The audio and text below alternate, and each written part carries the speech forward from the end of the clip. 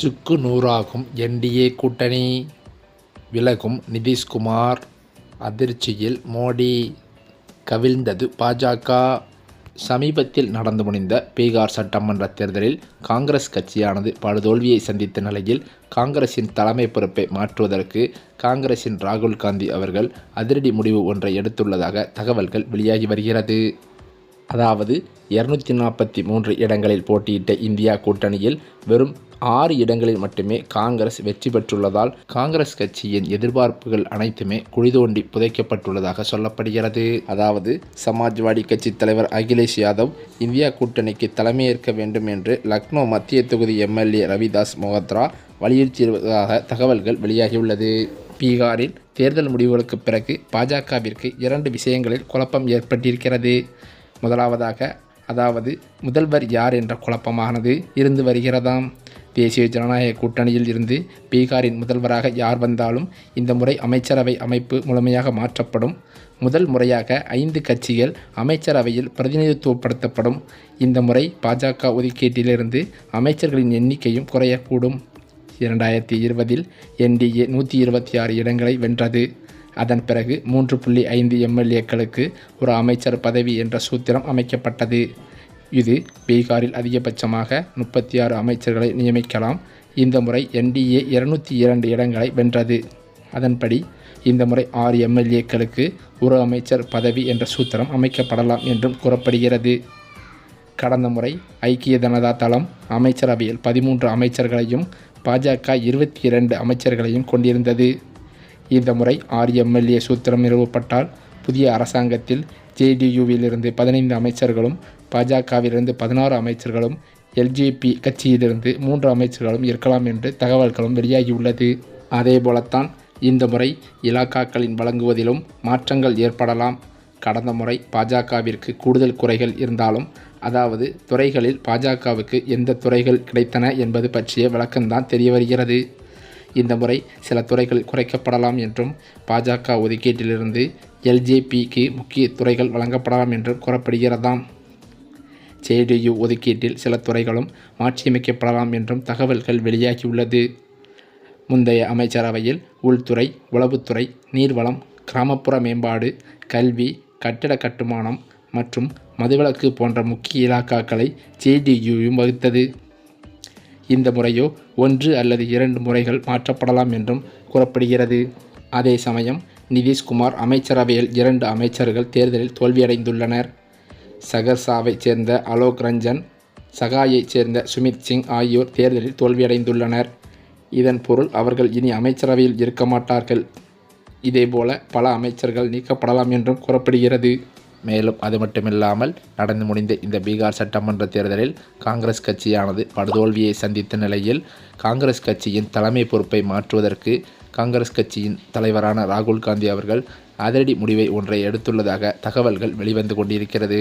அதே சமயம் 6 எம்எல்ஏக்கள் கொண்ட சூத்திரத்துடன் பாஜக 16 அமைச்சர் பதவிகளை மட்டுமே பெற முடியும். இதன் விளைவாக அது மேலும் 5 அமைச்சர்களை நீக்க வேண்டியிருக்கக்கூடும். ஜேடியுவுக்குள் சில அமைச்சர்கள் மாற்றப்படலாம். ஜேடியு மாநில தலைவர் உமேஷ் சுப்பா தேர்தலில் வெற்றி பெற்றுள்ளார். முன்னாள் அமைச்சர் ஷியாம் ரஜக், முன்னாள் அமைச்சர் அஸ்மேக் தேவி, முன்னாள் எம்பி பூலா மாண்டில், அதாவது துலால் சந்திர ஜோஸ்மி ஆகியோரும் வெற்றி பெற்றுள்ளனர். இருப்பினும் இடங்கள் வழங்கப்பட்ட பிறகு சிராக் பாஸ்வான் இறுதி முடிவை எடுக்க வேண்டும் என்றும் தகவல்கள் கூறப்படுகிறது. நிதிஷ்குமார் வலுவான நிலையில் இருந்தபோதெல்லாம் அவர் ஒரு துணை முதல்வரை மட்டுமே வைத்திருந்தார். 2020ஆம் ஆண்டில் நிதிஷ் பலவீனமடைந்த போது பாஜக அவருடன் 2 துணை முதல்வர்களை நியமித்தது. இந்த முறையோ பாஜக மற்றும் நிதிஷ் இருவரும் வலுவான நிலையில் உள்ளனர். இந்த முறை அரசாங்கத்தில் எத்தனை துணை முதல்வர்கள் இருப்பார்கள்? 19 இடங்களை வென்ற எல்ஜேபி கட்சியும் துணை முதல்வர் பதவிக்கு உரிமை கோருமா என்ற கேள்விகள் எழுந்து வருகிறது. இந்த சூழ்நிலையில் தேசிய ஜனநாயக கூட்டணியின் பீகாரில் மாபெரும் வெற்றி பெரும் கூட்டணிக்கும் பாஜகவிற்கும் மட்டுமின்றி பிரதமர் நரேந்திர மோடிக்கும் புத்துயிர் அளிப்பதாகவே அமைந்துள்ளது. கடந்த ஆண்டு லோக்சபா தேர்தலில் பாஜக பெரும்பான்மை பெற தவறிய போது தற்போது கடந்த காலமாகிவிட்டது. அதன் பிறகு மகாராஷ்டிரா, ஹரியானா, டெல்லி மற்றும் இப்போது பீகார் பொது தேர்தலுடன் ஒரே நேரத்தில் நடைபெற்ற ஒடிசாவை தவிர்த்து ஆகிய மாநிலங்களில் கட்சி வெற்றிகளை பெற்றுள்ளது. அது மட்டுமின்றி மே 2024 லோக்சபா தேர்தலுக்கு பிறகு அது எதிர்கொண்ட அதாவது ஏறக்குறைய அனைத்து மாநில தேர்தல்களிலும் பாஜக முந்தைய சட்டமன்ற தேர்தல்களை விட தனது செயல்திறனை மேம்படுத்தியிருக்கிறது என்றே கூறலாம். அவ்வாறு பார்த்தால் பீகாரில் 2020 பாஜக போட்டியிட்ட 110 இடங்களில் 74ஐ வென்றது. அதன் வெற்றி சதவீதமானது 67.27. இம்முறையோ அது போட்டியிட்ட 101 தொகுதிகளில் 89ஐ வெல்ல தயாராக இருக்கிறது. அதன் வெற்றி விகிதத்தை பார்த்தால் ஈர்க்கக்கூடிய 88.11ஆக இருக்கிறது. இது எவ்வாறு மேம்பட்டுள்ளது என்றே பலரும் ஆச்சரியத்துடன் பார்த்து வருகின்றனர். கூட்டணியில் சிக்கல்கள் இருந்தாலும் பீகாரில் பாஜக போட்ட ஒரு சூதாட்டம் வெற்றி பெற்றிருக்கிறது. லோக் ஜனசக்தி கட்சி தலைவர் சிராக் பாஸ்வான் மீதான நம்பிக்கை பலனளித்திருக்கிறது என்றே சொல்லலாம். இது கூட்டணி தலைவர் நிதிஷ்குமாருக்கு அப்பாற்பட்ட அரசியலுக்கான களத்தை பாஜகவிற்கு தயார் செய்ய உதவும் என்றே சொல்லலாம். மேலும் இந்த முடிவுகள் அடுத்த ஆண்டு வரவிருக்கும் தொடர் மாநில தேர்தலுக்கு அடித்தளமிடும். இது பாஜகவிற்கு நல்ல செய்தியாகும். ஏனெனில் அசாமில் தவிர்த்து மற்ற மாநிலங்களில் அது ஒரு முக்கிய சக்தியாகவே இல்லை. அடுத்ததாக வரும் மேற்கு வங்கத்தில் ஆளும் திரிணாமுல் காங்கிரஸ் கட்சிக்கு பாஜக கடுமையான சவாலை எதிர்கொள்கிறது என்றும் தகவல்கள் வெளிவருகின்றன.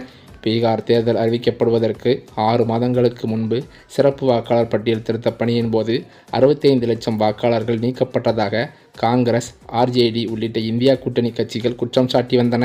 மேலும் அது மட்டுமில்லாமல் பீகாரில் நடந்த சட்டசபை தேர்தலில் பாஜக கூட்டணியானது 202 தொகுதிகளை வென்று அபார வெற்றி பெற்றிருப்பது இந்த வெற்றிக்கு திமுகவின் விமர்சனங்களும் ஒரு காரணம் என்று சமூக வலைதளங்களில் பலரும் கூறி வருகின்றனர். ராகுல் காந்தி, முதல்வர் ஸ்டாலின், தேஜஸ்வி யாதவ் ஆகியோர் ஒன்றாக இருக்கும் படத்துடன் இந்த விமர்சனங்கள் பரவி வருகிறது.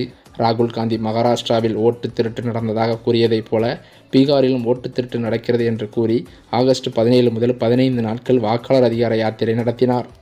ஆகஸ்ட் 27 அன்று பாட்னாவில் நடந்த யாத்திரையில் முதல்வர் ஸ்டாலினும் கலந்து கொண்டு பேசி வந்தார் என்பதும் குறிப்பிடத்தக்கது. அந்த படத்தை வைத்து பாஜக பிரச்சாரம் செய்தது. தமிழகத்தில் பணியாற்றும் பீகார் மக்களை இழிவுபடுத்தும் திமுக தலைவரை அழைத்து வந்து ராகுலும் தேஜஸ்வி யாதவும் பீகாரை அவமானப்படுத்திவிட்டதாகவே கூறியது.